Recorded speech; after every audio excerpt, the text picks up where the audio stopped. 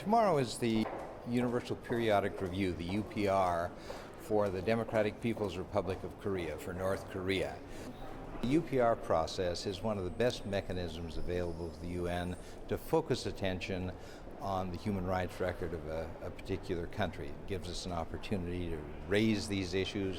It gives them publicity, it gives them attention. We're looking forward to using this process as we move forward and create pressure on North Korea to make progress in terms of its human rights record.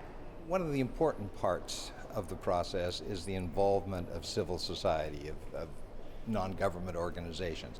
They not only participate during the formal proceedings with the Human Rights Council, but they also hold what are called side events. These meetings where civil society has an opportunity to express their views and to influence diplomats in explaining what their concerns are in terms of the human rights situation. 북한 내부에서는 2,400만의 모든 주민들이 표현의 자유라던가 아니면 그들의 생존에 대한 문제까지도 모든 인권 사항에 대해서 억압을 받고 유린을 당하고 있습니다. 근데 문제는 그 사람들이 그 유린을 당하고 있는 상황에 대해서도 잘 알지 못하고 그거에 대해서 대항할 능력이라던가 힘이 너무 없다는 겁니다. 북한 정권이 그들을 너무나 억압하고 있기 때문에 그렇기 때문에 국제사회에서 그들을 대신해서라도 그들의 그 인권 사항을 더 대변해주고 그거에 대해서 국제사회가 북한 정권에 대해서 더 압박을 하고 이것을 개선하라고 요구할 필요가 있다고 생각합니다. North Korea is a place where people don't have freedom of speech, where there are not freedom of opportunity to organize, freedom to assemble, the kinds of fundamental rights that people in most countries of the world would consider basic are simply not available there. This is a country where it's illegal to listen to foreign radio. This is a country where you will be sent to a re-education camp or a prison camp if you're found to have a radio that has the capability of being tuned to any station other than the station to which the government would like you to listen. 저는 여기에 북한에서 소외를 받고 있는 꽃제비 어린이에 대해서 얘기를 하려고 왔습니다. 꽃제비 어린이들은 북한에서도 가장 취약한 계층이고 가장 고통받고 있는 계층 중에 하나입니다. 이 꽃제비 아이들은 제도권 내에서 보호받지 못하고 있습니다. 예를 들어 음식을 조달받지 못한다든지 학교에 가지 못한다든지 부모님의 도움을 받지 못한다든지 아니면 이웃이나 가족들로부터 버림받은 아이들입니다. 그런데 북한 정부는 이런 아이들에 대해서 무시하고 있고 그리고 그 존재 자체를 부정하고 있습니다. 저는 북한 정부의 이런 태도에 대해서 다시 한번 생각해 봐야 한다고 주장하기 위해서 나왔고 또 국제사회 역시 이런 아이들에 대해서 더욱 관심을 가져달라고 요청하기 위해 이 자리에 나왔습니다.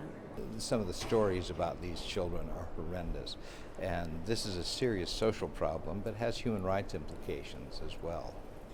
We can't access North Korea directly because North Korea, the country, is the most closed and isolated country where civilians, NGO, civil society cannot access. So we want to deliver our own recommendations and questions to North Korea via UN Human Rights Council member states and NGO parties, NGO people.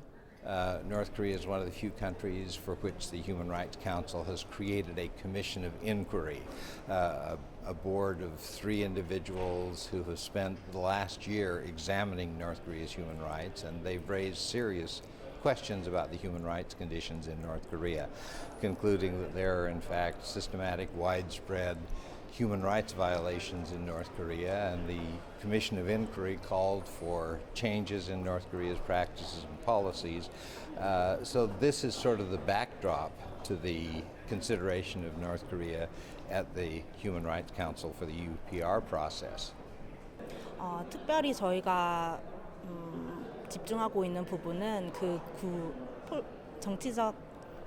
정치범 수용소에 구금되는 절차에 관한 것입니다. 그 절차상에서 어떠한 그 구금의 이유도 고지하지 않은 채로 강제적이고 임의적인 방식으로 그들을 구금하고 있습니다. 또 그 과정에서 특별히 어떠한 범죄를 저지르지 않은 범죄자의 가족들까지도 연좌제로 인해서 구금된 상황이 발생하고 있습니다. 그래서 이러한 부분에서 일어나는 심각한 인권 유린에 대해서 저희가 국제사회에 알리고자 UPR 세션에 참여하게 됐습니다.